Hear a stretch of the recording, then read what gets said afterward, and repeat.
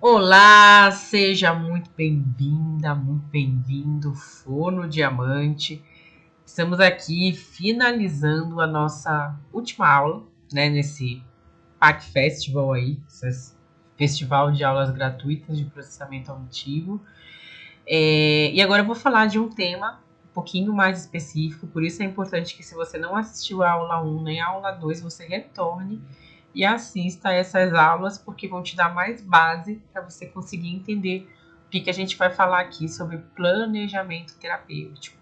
Bom, meu nome é Maíra Pires, eu sou fonoaudióloga. Aqui embaixo, em alguma dessas telas, tem aqui os meus canais, YouTube, Telegram, Instagram. Só você clicar lá que você consegue me acompanhar com um pouquinho mais de frequência. Então, vamos falar um pouco como que a gente vai realizar um planejamento terapêutico de treinamento auditivo com sucesso, tá?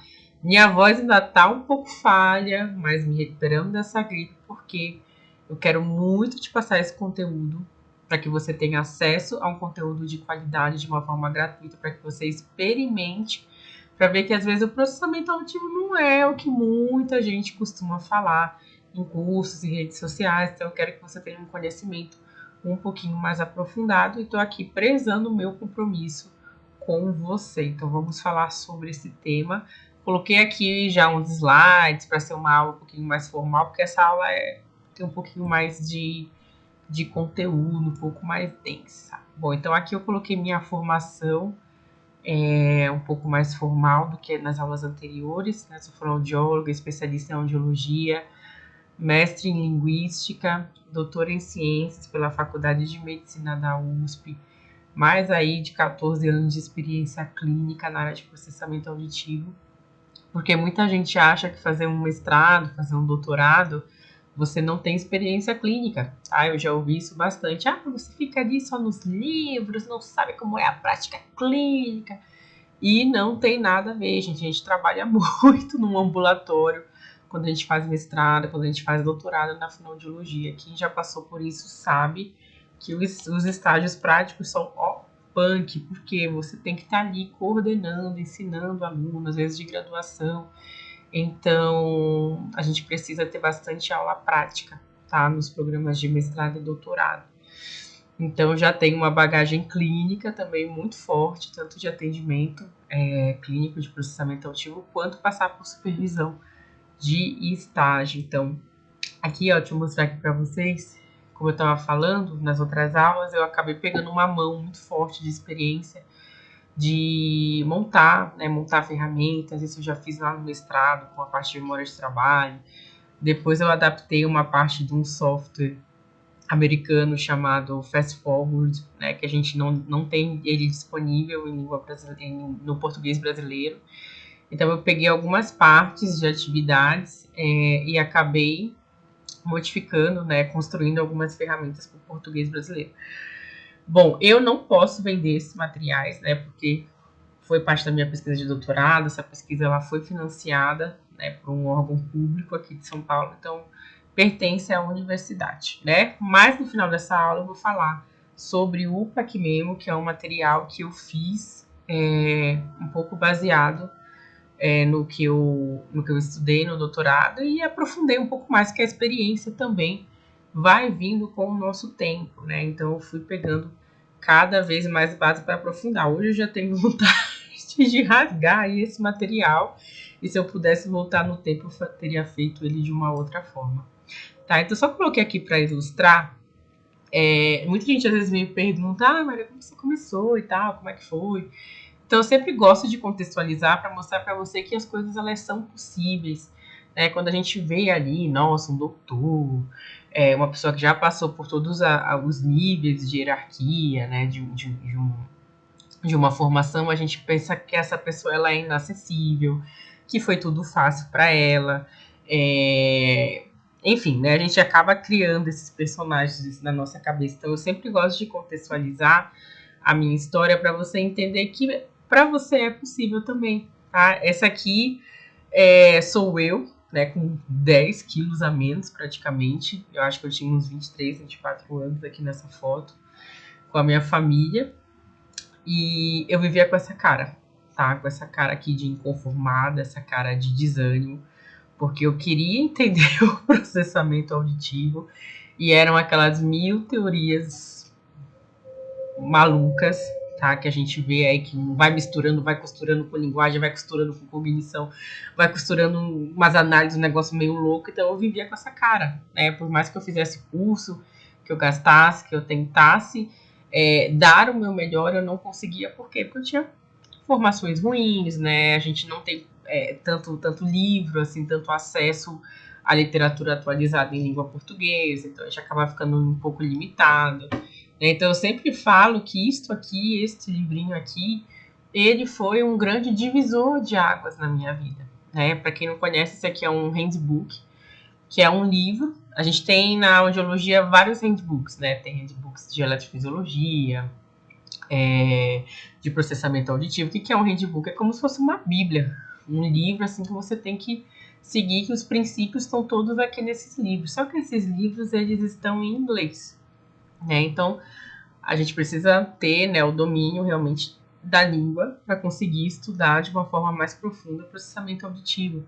E aí é onde eu vejo a grande parte das confusões. Como a gente não tem um livro base, assim, traduzido, né, para a gente estudar, um livro que fale dos primórdios, fale o que é o certo, fale o que é o errado, conte a história, contextualize o processamento auditivo, de como ele era lá atrás, na década de 60, como que ele está hoje, né? Porque a ciência evolui, as coisas andam, e a gente acaba, infelizmente, não tendo muito acesso a esse tipo de material. Então, é onde muita gente fica presa ainda em coisas lá, que eu costumo até brincar do Jurassic Park.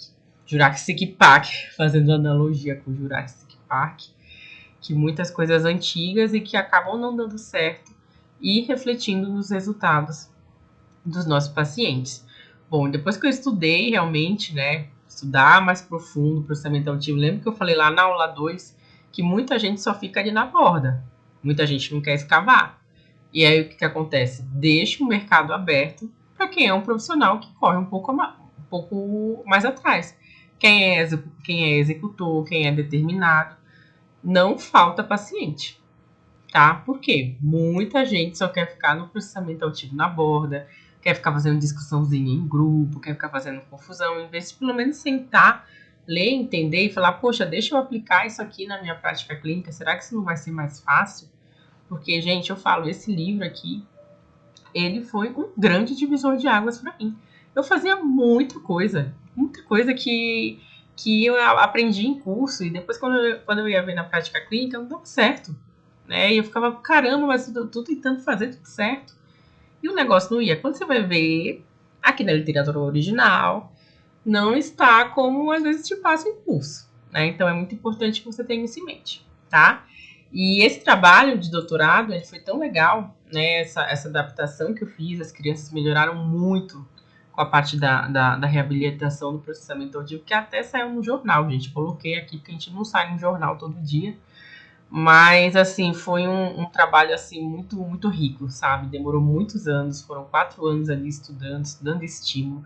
Lembra que eu falei lá na aula 1 sobre a questão da gente ser aleatório? Quando a gente é aleatório com estímulo auditivo, que a gente não sabe as medidas certinhas de frequência, de duração, de intensidade, de percepção de gap, porque as pessoas acham que é só fazer qualquer coisa, né?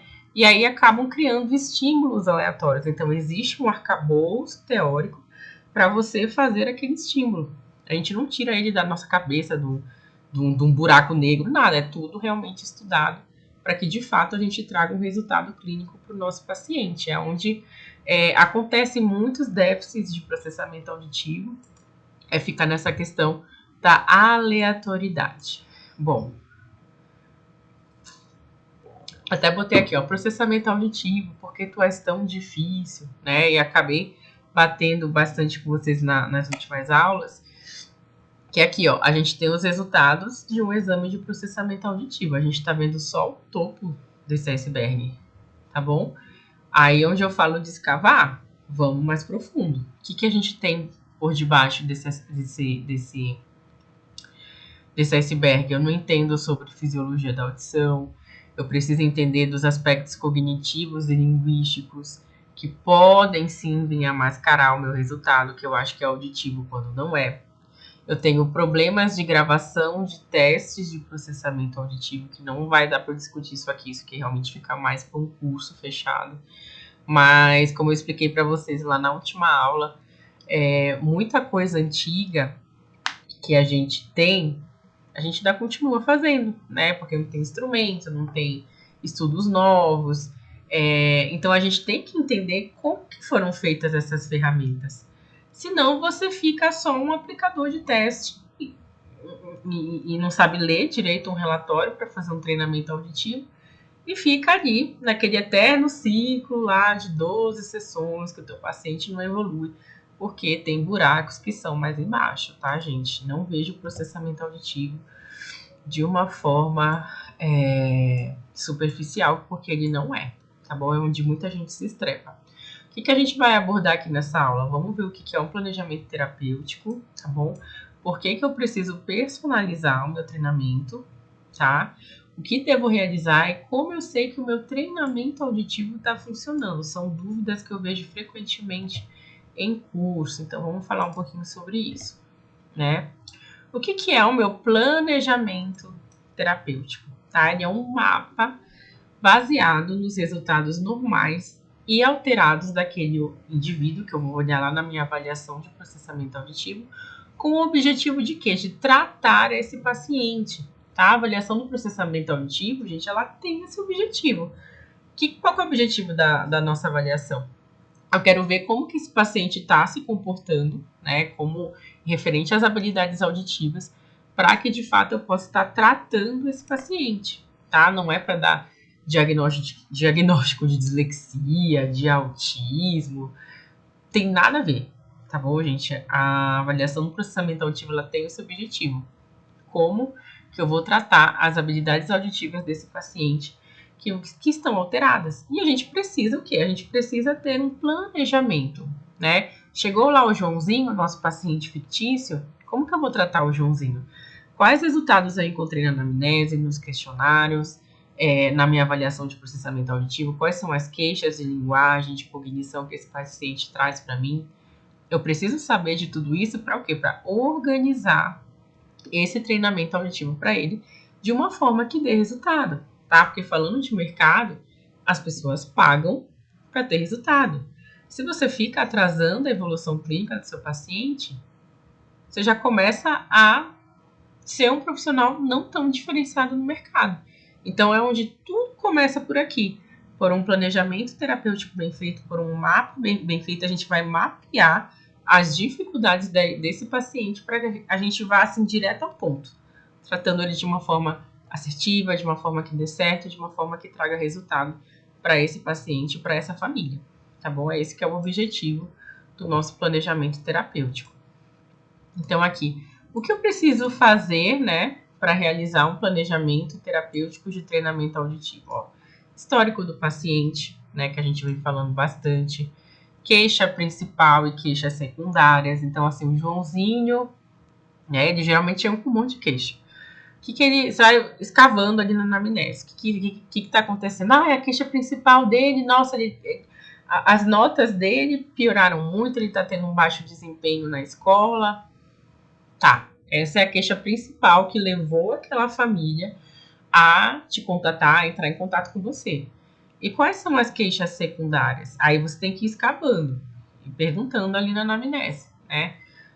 Olha, parece que quando ele tá num ambiente, assim, a gente tá numa reunião de família, ele fica meio perdido, ele não entende direito o que as pessoas falam, você vai escavando, né, para saber quais são aquelas queixas, porque por mais que não estejam ali no resultado da avaliação de processamento auditivo, você precisa tratar, tá?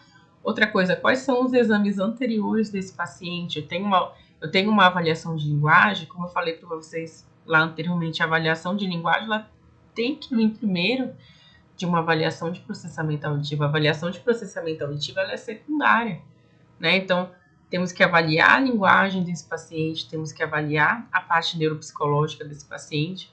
Aí sim, ele vem para uma avaliação de processamento auditivo, até para que a gente possa entender os nossos resultados, tá bom? Uma avaliação audiológica atual, esse paciente precisa ter também. Porque, gente, aqui em São Paulo, né, acredito que em grande parte do Brasil, o tempo muda o tempo inteiro. Eu tô aqui com essa voz aqui de Dona Geralda, aqui falando com vocês, me esforçando para estar aqui, porque peguei uma gripe forte, esfriou aqui em São Paulo, caiu a temperatura e, enfim, fiquei doente. Isso vai acontecer com o paciente de vocês. Então, às vezes, vocês estão lá para começar um treinamento auditivo e não fazem uma imitaçometria. Se esse paciente tiver com uma curva B, com uma curva C, já vai o seu treinamento auditivo não dá muito certo, tá? Os resultados da avaliação de processamento auditivo que eu venho batendo bastante com vocês, principalmente nas outras aulas, em termos de compromisso, um contrato com esse paciente, é extremamente importante para que ele entenda como que vai ser a logística desse treinamento auditivo. Por quê? Às vezes uma coisa tá óbvia para você, mas não tá óbvia para uma outra pessoa que está na sua frente. Então, o óbvio, ele precisa ser dito e você precisa falar o óbvio para esse paciente, que ele vai ter que comparecer, que não pode faltar muito, né, pela questão da gente conseguir ter um direcionamento, um atendimento em sequência, para que de fato a gente possa, né, observar ali uma mudança no comportamento desse paciente, tá? Por onde que eu começo? Muita gente me pergunta isso. Maíra, não sei nem por onde começar. Né? Se o paciente foi externo, se o paciente que não foi você, que fez a avaliação, ele chegou ali com você, uma boa anamnese, né? Como eu falei, para coletar os dados desse paciente. Se ele fez a avaliação com você, discuta com a família as expectativas, né? O compromisso, explique também sobre o número de sessões de treinamento auditivo. Como eu falei, o óbvio precisa ser dito, a gente precisa falar, porque as pessoas não têm o mesmo nível de consciência que a gente, tá bom? O treinamento auditivo, gente, é a última escala da avaliação, tá? Então, por mais que, eu só quero trabalhar com reabilitação de processamento auditivo, acho muito difícil a avaliação, acho perigosa, não sei o quê. Beleza? Não tem problema nenhum, acho que a gente tem que fazer aquilo que a gente se sente confortável.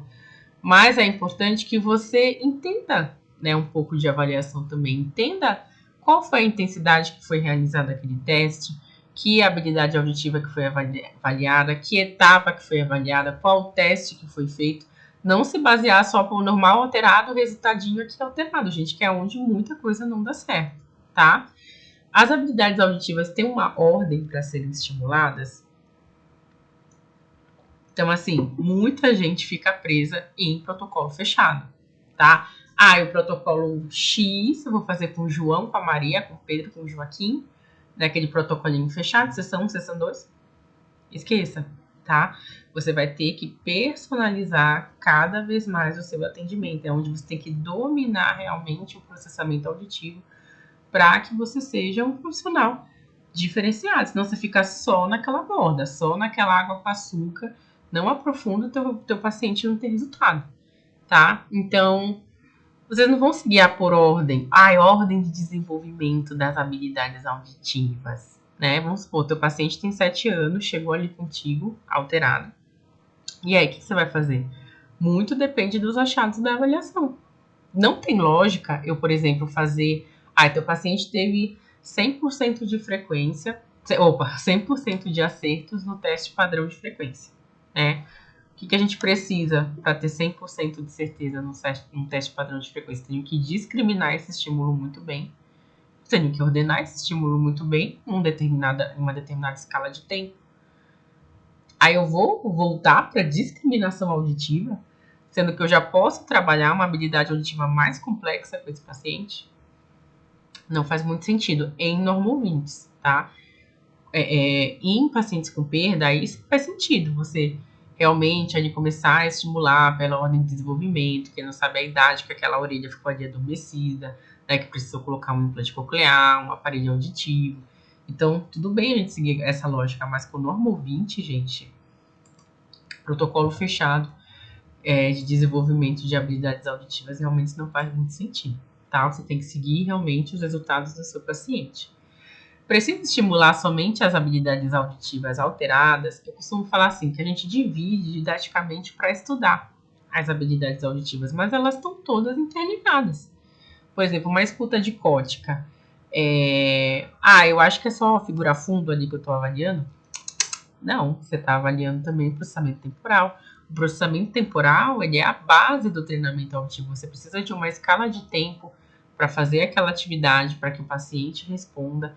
O processamento temporal está envolvido em tudo, né? A mesma coisa, o processamento binaural envolve integração binaural, separação binaural, interação binaural. Então, os mecanismos, eles estão todos trabalhando de uma forma conjunta, que a gente divide para estudar. Então, você vai ter que estimular essas habilidades auditivas de uma forma global, com ênfase naquelas que deram mais alteradas, tá bom? Isso que é muito, muito importante a gente ter em mente. E também, mais uma vez, levar em consideração o que o paciente traz para você. Às vezes o teste fala com ruído, deu estado normal, mas o paciente tem queixa. Eu já falei disso na última aula, né? Que às vezes os testes, eles não têm aquela sensibilidade para pegar um indivíduo assim que é pouco alterado. Às vezes ele pega quem está muito alterado, mas quem está pouco alterado, às vezes não pega. Aí você vai deixar de tratar esse paciente? Não faz muito sentido, tá? Então, ó, aqui eu até falei, já acabei me adiantando em relação ao mapa do exame de processamento auditivo, que é o que vai nortear você em relação à reabilitação auditiva desse paciente, tá? Então, quais resultados deram normais e quais deram alterados? É isso que você vai pensar. Tem que pensar no normal ou alterado. Vamos supor, como eu falei para vocês, o paciente chegou lá com 95% de acerto no teste padrão de frequência, a ordenação temporal está ótima. Né? Teste de falar com ruído, ele já está em 64%, 68%. Então, assim, a gente começa com o paciente, às vezes, com aquilo que é mais fácil para ele. Né? Então, como eu falei, eu vou já começar com discriminação auditiva, já posso ir para uma escala mais superior. Se ele fez aqui 95% do teste de ordenação temporal, eu já posso começar com esse paciente com uma atividade mais difícil. Ou eu faço um temporal aqui com 4 estímulos, ou eu coloco ruído, alguma coisa que vai dificultar um pouco para ele. E aí eu deixo aquela habilidade que ele tem mais dificuldade para ir trabalhando com um pouco mais de assistência, né? Porque imagina assim, eu até usei o exemplo nas aulas passadas da corrida, né? Que eu não tenho, assim, aquele arquétipo físico de atleta, né? Eu gosto mais do pilates, do um yoga. E vai ser aquele mesmo exemplo. Eu vou chegar ali e o treinador falar para mim, olha, você tem que correr já 15 quilômetros aí na esteira, corre aqui em 20, 30 minutos, é uma coisa impossível. Eu não vou conseguir, eu vou desistir, eu vou me sentir frustrada. Então, a mesma coisa com o paciente, né? Se você já começa por aquilo que é muito difícil para ele, sem dar uma base para ele se sustentar, vai ficar um pouco difícil demais. Então, você tem que ir um pouco mais pelo caminho mais fácil até chegar no mais difícil. Eu até falei aqui, coloca ruído, às vezes depende também do nível de intensidade do ruído, se esse paciente já tem uma dificuldade anterior também, tem muitas variáveis para controlar. Então, a gente tem que fazer um balanceamento de dificuldades do paciente, senão a gente pode acabar o quê? Frustrando esse paciente, que a gente depende da participação e da motivação dele, tá? Uma coisa muito importante, gente, o treinamento auditivo não tem assim muito um certo e um errado, né? É muito pelo paciente, é muito pela sua experiência. Quanto mais treinamento você vai fazendo, mais experiência você vai pegando também e vai sentindo o feeling daquele paciente. Né? Por exemplo, o DID, que é uma técnica de reabilitação de escuta dicótica, eu, Maíra, gosto de deixar para utilizar o DID quando eu sinto que eu arenei esse terreno, né? Que eu já fiz algumas atividades, estou vendo que esse paciente está mais preparado para fazer o DID. Já a Tati, que é uma grande colaboradora minha, a professora Tati Pichelli, ela fala, eu já gosto de começar com um DID de primeira, né? Porque às vezes eu não tenho muito tempo, é uma família que às vezes falta muito, é uma família que, enfim, eu preciso dar um resultado mais rápido, então eu já começo pelo DID, tá? Então é importante que você saiba isso, não existe assim muito um certo e errado. Lógico que existe o certo e errado de acordo com a teoria que você tem em mente, com o arcabouço teórico que você tem em mente, mas em relação a planejamento terapêutico, isso acaba ficando muito individualizado de profissional para profissional, tá? Botei aqui para vocês um pouco como que eu trabalho. Por que eu preciso personalizar o meu treinamento auditivo? Por que ele não pode ser igual da Maria, do Joaquim, do José? Porque, gente, como eu vim falando para vocês, não existe uma receita de bolo, tá bom? Não existe.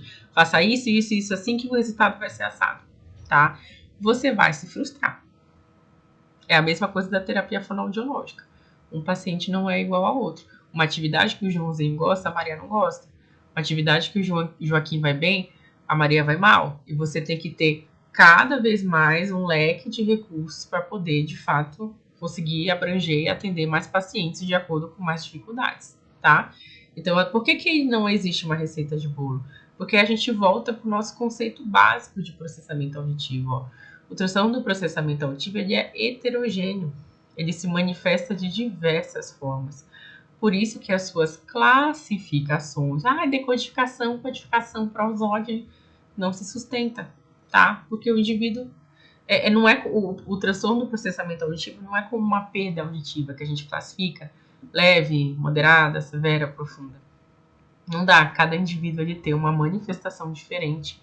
E por isso que essas teorias de tentar classificar o transtorno do processamento auditivo caíram por terra, tá? É onde falo que assim, que a gente tem que olhar lá atrás no nível histórico e entender por que aquela teoria não dá certo, do que ficar só replicando o que está escrito em livro de lá de 1320, gente. A gente tem que evoluir, tem que andar para frente realmente para ser um profissional capacitado, sair da zona de conforto, entender o poder de um investimento para que você tenha retorno, tá? Conheça as dificuldades e gostos do seu paciente. Então, assim, olha, o João tem uma dificuldade de leitura. E aí ele gosta de jogar videogame. Eu não sei muito jogo, assim, atual. Geralmente eu pego os joguinhos aí que as crianças me falam. Ele não gosta de ficar tanto tempo na cabine acústica. Opa, você já sabe que você vai ter um tempo mais limitado ali com o João na cabina, né? Que você pode trabalhar atividades fora da cabine. O pessoal fica assim, treino auditivo informal, acusticamente controlado, treino informal. Gente, são complementares, tá? É lógico que a gente tem muito mais estudos, né, mostrando a evidência do treinamento auditivo com o audiômetro, com o uso de software, que é o que a gente chama de treino formal, o acusticamente controlado, mas é importante que a gente também entenda o informal, porque ele é o dia a dia do nosso paciente, às vezes o paciente não quer ficar dentro da cabina, tem como fazer atividades fora da cabina também, tá? Então é super importante. Aí eu vou o quê? Eu vou pensar numa atividade personalizada ali para o Joãozinho, baseado no que ele gosta, tá? Porque eu preciso da atenção desse paciente. Eu preciso que ele goste de estar ali comigo, eu preciso conquistar esse paciente para que de fato o quê? Treinamento auditivo, gente, não é muito legal, é chato, é repetição, é estímulo, é desafio. Então, quanto mais sem alma for a sua sessão de treinamento auditivo, quanto mais monótono ela for, mais o seu paciente vai perdendo o interesse, tá? Então, isso aqui também faz que você seja um profissional diferenciado no mercado, tá? É onde você eleva o seu preço, você eleva o valor da sua consulta, porque você traz resultados para o seu paciente, tá?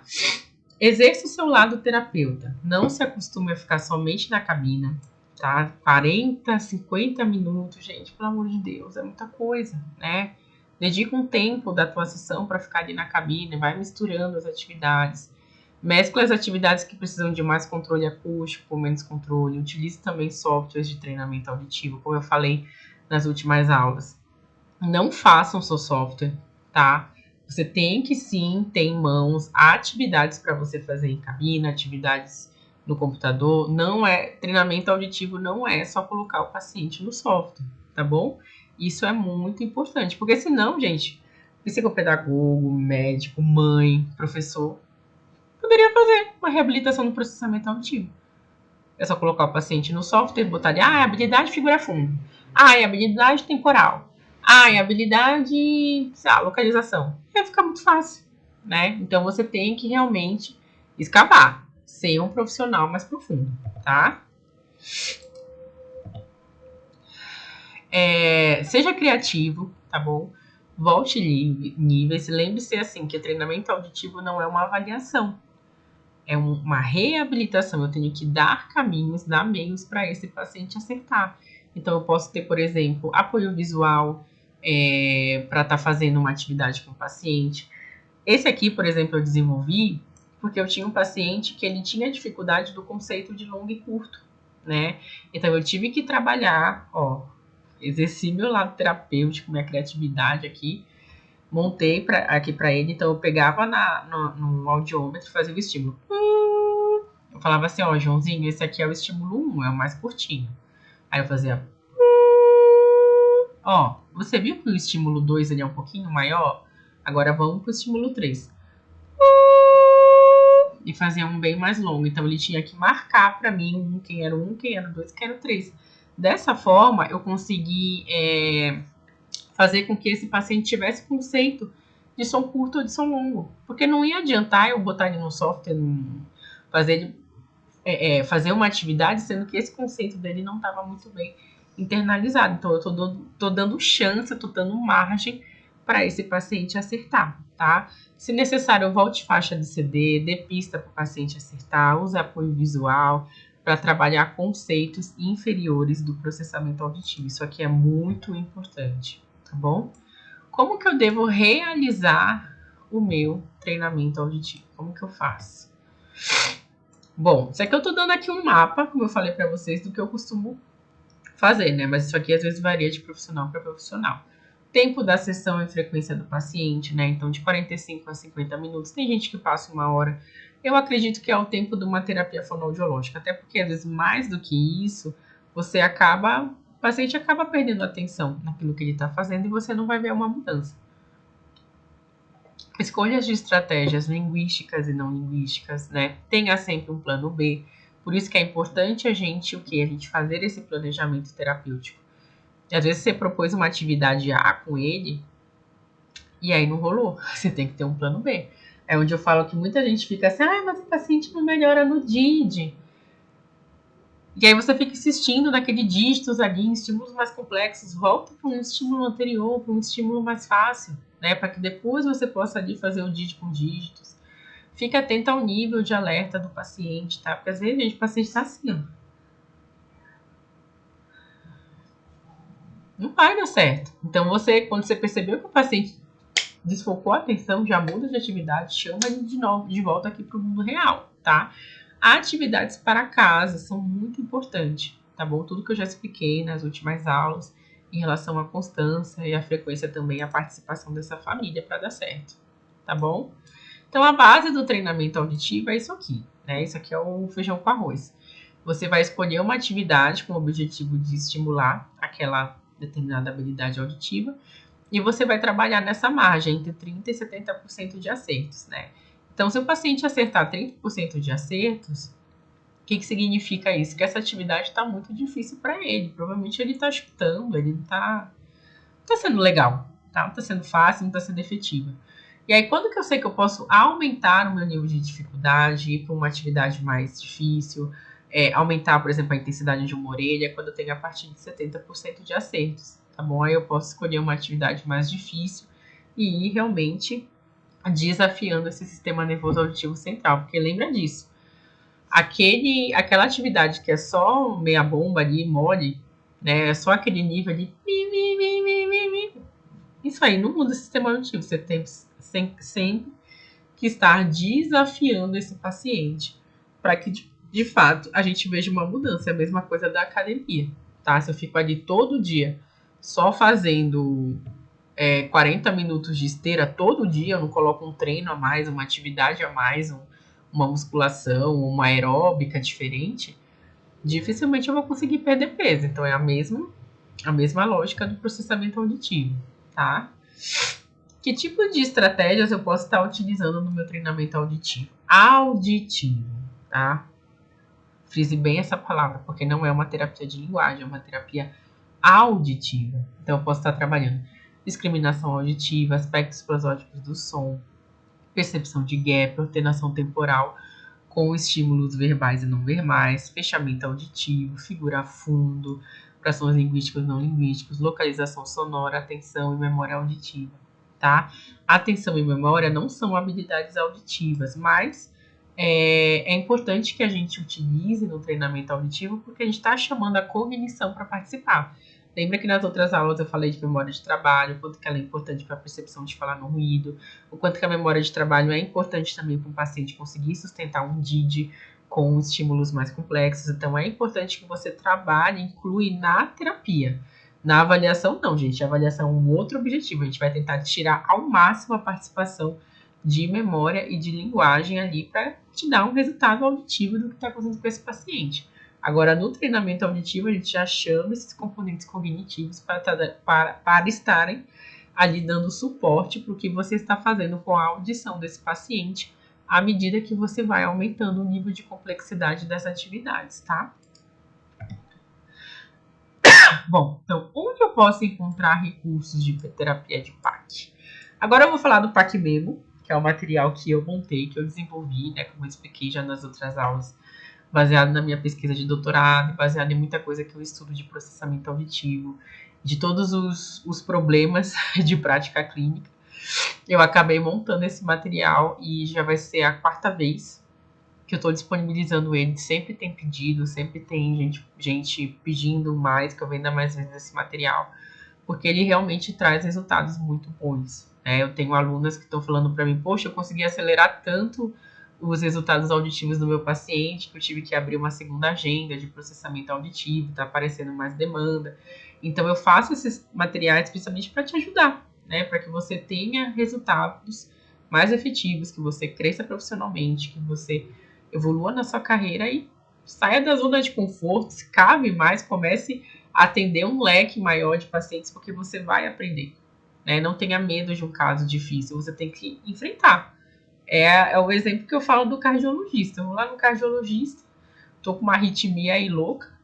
Ele fala, isso aí eu não atendo não. Vou te passar pro meu colega. Qual que é o nível de profissionalismo que você tem desse médico? A mesma coisa é a percepção de valor que o seu cliente tem de você. Tá? Então aqui, ó. O PAC Memo, ele é um programa de terapia auditiva para acelerar os resultados auditivos e cognitivos também dos pacientes de vocês, tá?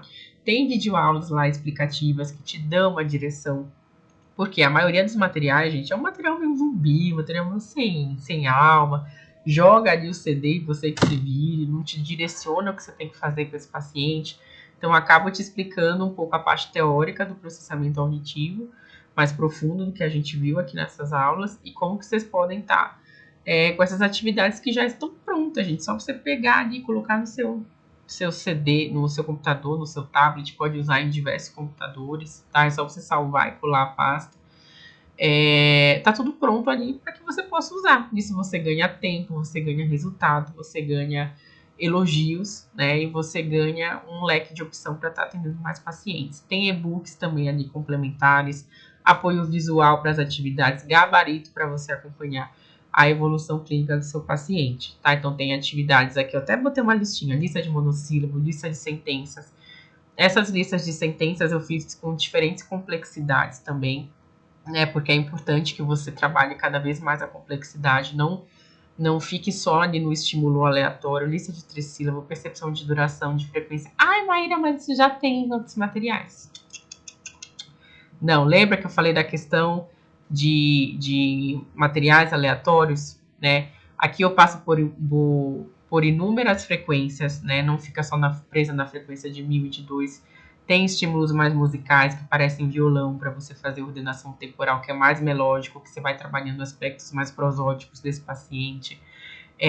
A parte de percepção de duração, os estímulos eu fiz baseado no que eu estudei um pouco no doutorado, com base na duração dos fonemas que a gente tem aqui no português, das fricativas, das plusivas, tá? Para ficar realmente um material, um estímulo mais consistente de acordo com a língua que a gente tem. Não que, mas aí eu sou de português, desculpa, eu sou de Portugal, então meu português aqui é diferente, então meu PAC Memo não vai ser importante para mim? Sim, vai ser importante, vai chegar mais perto da sua língua do que o inglês. Por exemplo, no inglês é tudo menor, né? As palavras são menores, os estímulos são menores, o tempo de duração dos fonemas são menores, que é diferente daqui do nosso.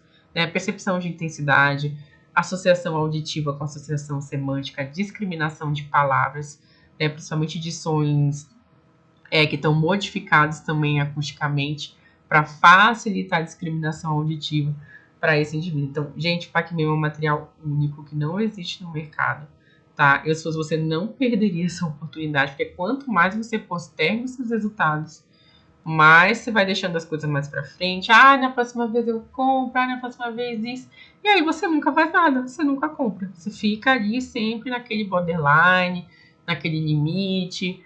E quanto mais recursos a gente tem para trabalhar, melhor vão ser os resultados dos nossos pacientes. Então, eu coloquei aqui, seus pacientes precisam que você seja um bom profissional, né? Eu uso às vezes muito no feminino, porque tem muitas mulheres na fonoaudiologia, mas isso não exclui os homens também que podem estar assistindo a sua aula. Não existe concorrência para quem domina o que faz, tá, gente? Não existe. Mas eu não sei isso, eu não sei aquilo. A gente aprende, a gente corre atrás. Eu contei a minha história ali no começo para vocês. Sou uma pessoa comum. Se eu consigo fazer, por que você não consegue fazer também? É só realmente uma questão de execução e da gente saber o que a gente quer para nossa vida. Coloquei aqui para a gente finalizar, né? Essa frase da Madre Teresa, porque eu acho muito importante. O que eu faço é uma gota no meio de um oceano, mas sem ela o oceano ela será menor, né? Então tudo que eu faço tem um propósito de vida, né? Então a gente tem que entender a nossa profissão como um propósito de vida, não só com ganhar dinheiro é legal. Adoro ganhar dinheiro, adoro viajar, ter minhas coisas, mas a gente tem que pensar no nosso paciente, naquela pessoa que está ali batendo na nossa porta, que está buscando a nossa ajuda, e a gente tem que ajudar, a gente tem que de fato, trazer um resultado para ele. Então, leve essa frase toda vez que você estiver triste, estiver desmotivada, né? O que eu faço, né, no espaço que eu tenho, no tamanho que eu sou, ela faz uma diferença ali para alguém naquele momento, tá? Então, isso é muito importante que você tenha em mente. Bom, aqui em algum momento desse vídeo vai ter um link, né, com um botão escrito Compre Agora o PacMemo.